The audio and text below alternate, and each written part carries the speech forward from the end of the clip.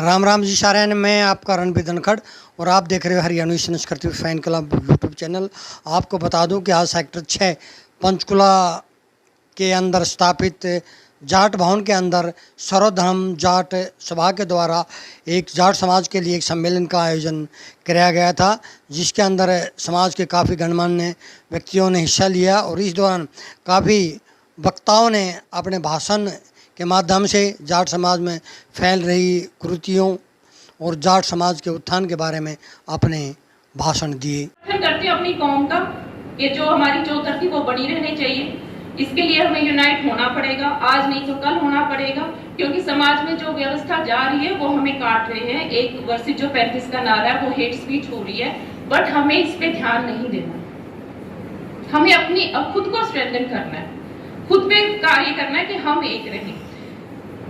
जब भी समाज में कोई भी काम होता है तो हमें ये देखना है कि हमारा जो भाईचारा है, जब भी इलेक्शंस आते हैं ये उस दल से, ये इस दल से, और इस चक्कर में हम अपना भाईचारा खराब कर लेते हैं। तो इस पे हमें काम करना होगा कि राजनीतिक दलों से, राजनीतिक जो पॉलिटिकल करेक्ट होना इसको बोलते हैं, कि आप किसी भी पार्टी से जुड़े लेकिन अपना भाईचारा ना खराब करें। और ये इस तरह के चिंतन मंथन आप जैसे जो लोग बैठे हुए हैं, मैं चाहती हूँ कि ये सब इस पे आज ये सोच के जाएं। जाटों को अपने इतिहास का चिंतन करना पड़ेगा। हमारी जाति का जो गौरव है वो हमारे इतिहास में छिपा हुआ है। जाटों ने जो भी कुछ हासिल किया है वो तलवारों के दम पर हासिल किया है। मुगलों के समय में तो हम किसान थे, कर देते थे, खेती करते थे, बदले में टैक्स देते थे। जब औरंगजेब ने हमको समाप्त करने का बीड़ा उठाया और जब औरंगजेब ने स्वाई जय सिंह को हुक्म दिया कि इस जाट जाति को ही समाप्त कर दो, तब जाटों ने अपने हल को छोड़ करके तलवार पकड़नी पड़ी थी। और तब जाट, मैं छोटा ही करने का प्रयत्न कर रहा हूं, बहुत छोटा करने का प्रयत्न कर रहा हूं, लेकिन 2 मिनट का समय आपसे प्लीज।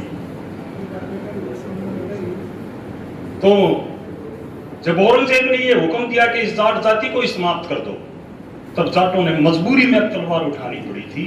और ना केवल तलवार उठाई, बल्कि दीन, भरतपुर, मथुरा, आगरा, अलीगढ़, रेवाड़ी, रोहतक और इन प्रदेशों को तो उस समय आजाद करा दिया था, खासतौर से महाराजा सूरजमल के नेतृत्व में। वो बात अलग है कि उसके बाद अंग्रेजों से हम पराधीन हो गए, लेकिन जाटों ने तो अपनी स्वतंत्रता 1762 तक प्राप्त कर ली थी। और वो तो दुर्भाग्य था जाटों का, यदि महाराजा सूरजमल की हत्या नहीं हुई होती तो दिल्ली के तख्त पर भी जाटों का ही अधिकार था। हम थोड़ा सा और भी आगे बढ़ते हैं। अंग्रेजों ने अगर सबसे ज्यादा जुल्म किसी जाति के ऊपर किया होगा तो मैं समझता हूं वो जाटों पर किया होगा। जाटों को इतना पददलित कर दिया था, साहूकारों के ऋण में जाट इस कदर फंस गए थे कि साहूकार ये तक कहते थे, चौधरी छोटूराम के समय में, कि चाहे अपनी लड़की बेच लेकिन वो कर्ज मेरा वापस दे। ऐसी स्थिति का भी जाटों ने सामना करना पड़ा था।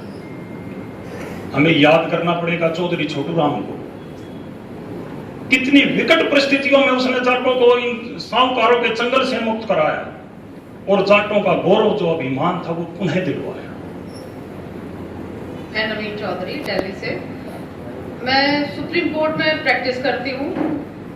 मैं अशोक जी का भाषण बड़े ध्यान से सुन रही थी। उन्होंने कहा हिंदी में बात करो।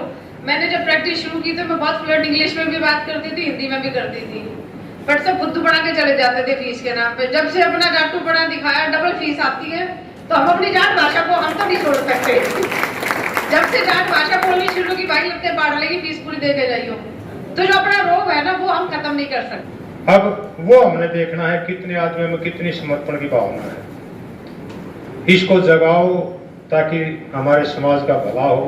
अब मैं रिक्वेस्ट करूंगा दीप मान जी से, जो कि किसान सेल के अध्यक्ष भी हैं हल्के के, वो अपनी बात रखे। दीप मान जी। मेरी तरफ से राम राम। यहाँ पे जो भी माताएं और बहनें हमारे बुजुर्ग इकट्ठे हुए ना, इनका बहुत लंबा इतिहास है। संघर्ष किया इन्होंने 20-20, 30-30 साल, तब जाके यहाँ इस पंचकुला की धरती पर ये सेटल हैं। रही बात हम एक दूसरे की कैसे सपोर्ट कर सकते हैं, जाटों को हम कैसे आगे बढ़ा सकते हैं, सभी के अपने अपने फार्मूले हैं जी। हम जैसे किसान आंदोलन में हमने जो सीखा, हम सभी, हमारा फैमिली डॉक्टर होता है, फैमिली ये मेरा वकील है, ये मेरा फैमिली वो है।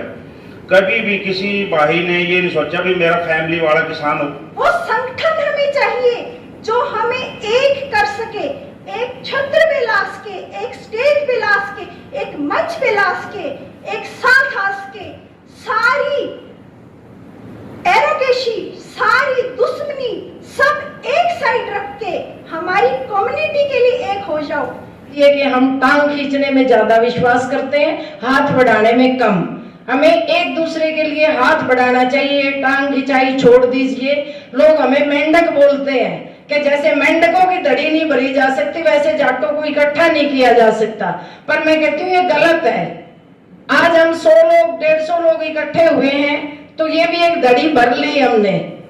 तो हम सब अच्छे कामों के लिए अच्छी जगह इकट्ठा हो और अपने परिवारों को जो हमारे पीछे छूट गए हैं उनको आगे बढ़ाएं। जिसके पास जितना है, हर महीने सरदार लोग हैं हमारे भाई, वो 10% निकालते हैं। अरे आप 500 रुपए निकालने लग जाओ अपनी कौम के लिए हर महीना, ज्यादा नहीं। मंदिर में भी तो दे के आते हैं ना। मंदिर में वो भगवान को कुछ नहीं है, बाहर बैठा गरीब है उसको दूध पिला दो तो भगवान ज्यादा खुश होगा। मंदिर में देने से खुश नहीं होगा। एक बच्चे को शिक्षा दिलवा दो, आपका जीवन सफल है। एक आदमी ने एक परिवार, एक बच्चा पढ़ा दिया और उसको रोजगार दिलवा दिया, तो आपकी लाइफ, आपने अपना फर्ज पूरा कर दिया। और 100 को कर दोगे तो आपको आगे भी पता नहीं कितना क्या मिलेगा। नहीं जो भाव से बहती जिसमें रसधार नहीं, भरा नहीं जो भाव से बहती जिसमें रसधार नहीं, वो हृदय नहीं वो पत्थर है जिसमें निज कौम के प्रति प्यार नहीं। इस कौम को आगे बढ़ाने के लिए सबसे ज्यादा जरूरी है हमारी एकता। जाटों में ताकत की कमी नहीं, जाटों में एजुकेशन की कमी नहीं, जाटों में अब तो रुपए पैसे की भी कमी नहीं। अगर कमी है तो वो है एकता की, एक दूसरे के सहयोग करने की। इसका एग्जाम्पल मैं देता हूँ। एक लाला जी था, उसने अपनी भक्ति करके शंकर जी की इतनी पूजा की कि शंकर जी उसके सामने आके खड़ा हो गया और कहता, भाई मैं आपकी भक्ति से बहुत खुश हूं, तुम मांग लो मेरे से क्या मांगना चाहते हो। तो लाला जी ने कहा कि भाई मुझे अमर कर दो। शंकर जी अमर तो नहीं कर सकते थे उसको, लेकिन उसने उनको ये वादा किया कि भाई जब यमराज आएगा तुम्हें लेने के लिए तो वो तुम्हें दिखाई दे जाएगा। हिंदू माइथोलॉजी ये कहती है कि भाई यमराज 24 घंटे पहले चल पड़ता है वहां से। तो यमराज की भी एक खूबी बताते हैं। वैसे ये मैं इन चीजों को मानता नहीं, लेकिन कहने के लिए एग्जाम्पल है ये। जब वो यमराज आया तो वो सिर की तरफ खड़ा होकर उसके प्राण खींचता है। तो यमराज आया तो लाला जी को दिखाई दे गया, उसने अपना सिर दूसरी साइड में कर लिया, पैर उसकी तरफ कर दिए। उसके प्राण नहीं खींच सकता यमराज। यमराज में ये कंडीशन है कि वो अपनी एक जगह से दूसरी जगह पे 24 घंटे में जाना पड़ता है उसको। तो उसने 24 घंटे में फिर अपनी साइड बदल ली, लाला जी ने फिर पैर उधर कर लिए, पर सिर दूसरी तरफ कर दी। इस तरीके से लाला जी को 7 दिन चक्कर काटता रहा और यमराज की वहां पैसी लगी, भाई तुम्हें फलाना आदमी लाना था, आज लाया नहीं। तो उसने अपने बॉस से बात की, कहता बॉस मैं इस आदमी को नहीं ला सकता, या तो मुझे ताकत दो 24 घंटे की बजाय 1 मिनट में मैं अपनी पोजीशन बदल सकूं तो इसके प्राण खींच सकता हूं, वरना मैं इसके प्राण नहीं खींच सकता, ये मेरे काबू से बाहर है। उसने कह दिया तथास्तु। लाला जी के ऊपर एक कंडीशन ये भी थी कि वो अपनी बात किसी को बता नहीं सकता था कि भाई मैं क्यों पोजीशन बदल रहा हूं, मुझे यमराज दिखाई दे रहे हैं, ये भी कंडीशन थी उसके ऊपर। तो जब उसने ऊपर से हुक्म हुआ कि तुम 1 मिनट में अपनी जगह बदल सकते हो, प्राण उसके खींच के लाओ वापस, तो हर मिनट के बाद लाला जी एक बार उधर, यमराज उधर तो लाला जी उधर। उसके बच्चों ने क्या सोचा कि भाई लाला जी तो पागल हो गया। उसने बच्चों ने उसको रस्सी से बांध दिया और डॉक्टर को बुलाने के लिए चले गए। तो लाला जी ने कहा, अरे मेरे प्यारे बच्चों, अगर तुम मुझे जिंदा देखना चाहते हो तो मुझे अब से अपनी पोजीशन को इसी तरीके से बदलने दो, मुझे बांधो मत। लेकिन नहीं माने बच्चे, उनको ये पता थोड़ा ही था कि ये प्राण खत्म हो जाएंगे। जब लाला जी को रस्सियों से बांध दिया गया तब यमराज हंसा, कहता अब पता कहाँ जाएगी। तो लाला जी कहता, अरे यमराज, तेरे अंदर क्या ताकत है जो मेरे प्राण ले लेता? ये तो मेरी नालायक औलाद है जो मेरा कहना नहीं मान रही, वरना मेरे को मार नहीं सकते थे। हमारे अंदर भी उसी यूनिटी की कमी है। हमें अगर कोई मार सकता है तो हमारे भाई मार सकते हैं। हमारे अंदर यूनियन की एकदम बहुत आग लगी हुई है, एक दूसरे की टांग खींचने की। हो सकते हमें, हम सब ने ये कोशिश करनी है कि हम एकजुट होएं। जब पंचकुला जिले का कोई 10वीं में 12वीं में प्रथम आता है, उसके घर पे जाके उसको सम्मानित करते हैं। बात पैसे की नहीं है, बात है उस बच्चे का प्रोत्साहन बढ़ाने की, उसकी हिम्मत बढ़ाने की। हमारे से कितने करते हैं बता दो? हम सिर्फ बातें कर सकते हैं, और ये बातों से पेट नहीं भरता। भैया कुछ कर लो अगर अपने समाज की इज्जत बचानी है, नहीं तो आज हमारी थोड़ी बहुत इज्जत है, अगर यही रफ्तार रही ना तो 15, 20, 30 सालों में तुम्हारा कोई समाज का नाम लेने वाला नहीं होगा, फिर रह जाना भी जाट समाज, जाट समाज। धन्यवाद। कोई भाई हमारा एडवोकेट है, वो भी मतलब ये देखिए कि हमारा भाई यहाँ फंसा हुआ है, कोर्ट में आ गया, मैं कोर्ट में आ गई, तो ये देखना चाहिए हमारे जाट बहन है तो इसका काम हम करो कैसे करवाएं। कई बार होता है वो सक्षम नहीं होता फीस देने की वहां पे, तो उसका थोड़ी सहायता करके तो उसका केस है। बहुत से बुद्धिजीवी साथी आज यहाँ अपने विचार रखे गए हैं, हमारी बहनों ने भी काफी अच्छे विचार रखे हैं, और सभी ने एक ही चीज कही है कि सबको संगठित होके हमारे समाज को कैसे आगे बढ़ाया जा सकता है। तो इसके अंदर जिस प्रकार आज प्रोग्राम रखा गया, इस प्रकार के आयोजन बीच बीच में होते रहने चाहिए। जितने भी हमारे अफसर बैठे हैं पंचकुला में, चंडीगढ़ में या कहीं भी, मैं तो पंचकुला और चंडीगढ़ की बात करता हूँ, सेक्रेटेरिएट में है, कोई जाट भाई जाता है मिलने के लिए तो उसका काम नहीं होता। एक आध की तो बात में करता नहीं, लेकिन उसकी गर्दन में 12 सूत का सरिया आया हुआ है। उस सरिये को अपने को निकलवाएं, और जो भी भाई आए समय के अनुसार, समय बदल चुका है, अब उसकी मदद करें।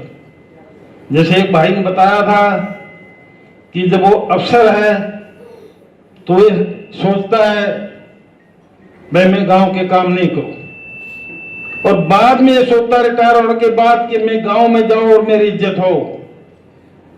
उसकी इज्जत नहीं होगी, क्योंकि उसने काम ही ऐसा किया है। अपने समाज से बदबू नहीं आनी चाहिए, इस समाज को ऊपर उठाओ, और हमारा समाज सक्षम है। पुराने जैसे बताया छोटू राम जी की सूरजमल के बारे में बताया, हम उनके डीएनए हैं, तो हमें तो उन पर फख्र होना चाहिए कि हमारा डीएनए इतना मजबूत है। हम जननी जन्मभूमि और जाति, इसका सामाजिक, नैतिक और बौद्धिक विकास करें। इसी से हम ऊपर उठ सकते हैं कि हमने भाई ये 3 शब्द है, जननी जन्मभूमि और जाति, इसको ऊपर उठाना है। ये शब्द जब हर आत्मा में आ जाएगा तो हम अपने आप समृद्ध हो जाएंगे। मैं कहता हूँ सर के ऊपर जवान वो भी जाट है जो खेत में सब 36 बिरादरी का पेट भरने का काम करता है, किसान, वो भी जाट है। गले के अंदर बड़े बड़े गोल्ड मेडलिस्ट आते हैं, देश का, विश्व का नाम चमकाते हैं, वो खिलाड़ी भी आपके अपने जाट हैं। अब ऐसा समय आएगा कि हमारी कौम को संभालने के लिए भी विदेशों से लोग बैठे हो कहेंगे ना, जाट कौम थी एक जो हमेशा लड़ने के लिए तैयार रहती थी। अहलावत साहब बता रहे थे कि जाट ही एक ऐसी कौम है जो 36 बिरादरी की बात करती है, बाकी कोई भी हो 36 बिरादरी की बात नहीं करता, क्योंकि हमारे डीएनए के अंदर परोपकार है, हम देना जानते हैं। क्योंकि हम किसानों के परिवारों से आते हैं। जब खेत के अंदर अन्न डाला जाता है ना, तब हमारी चींटी उस अन्न को खाने का काम करती है। थोड़ी फसल बड़ी हो जाती है, हमारा पशु खाने का काम करते हैं। जब फसल पककर खिलाड़ में तैयार होती है, बहुत सारे जाति के लोग मांगने आते हैं, उनका पेट भरने का काम करते हैं। और जो फसल घर में चली जाती है, गौशालाओं को चलाने का काम भी हम लोग करते हैं। असली जो धर्म है वो हमारी कौम के अंदर है। गौओं की रक्षा जाट जाति करती है। बकवासबाजी सोशल मीडिया के ऊपर ये हो गया वो हो गया, वो सब लोग आपकी कौम के नाम पर आपको खत्म करना चाहते हैं कि जाट शब्द हिंदुस्तान से खत्म हो जाए। लेकिन हमारी जड़ें बहुत मजबूत हैं, हम कभी खत्म होने वाले नहीं। जितना हमारे को काटोगे उतना ही ताकत के साथ दोबारा उभर जाएंगे।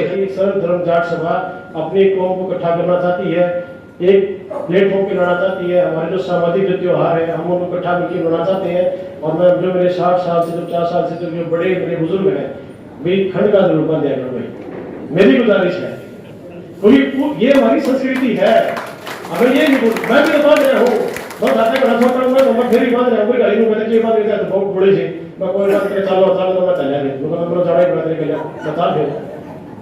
तो कहना मतलब हमें हम बल्टाना एरिया हमारा पंचकुला है, हम सब हरियाणा प्रदेश से जगह जगह से आकर के बस गए। हमें अपनी संस्कृति को कायम भी हमने करना है। मेरे में जो संस्कार है मेरे खुद के नहीं है, ये भी आपने किसी दिए हुए मेरे पास, अगर मैं बोल रहा हूँ तो मेरा ये है कि आप अपने बच्चों को भी और मुझको भी और इस सर्वधर्म जाट सभा के सेक्टर 6 सभा को भी अपने सुझाव जरूर दो, ताकि हम अपनी कौम को अपने समाज को हम अभी कैसे बढ़ा सकें।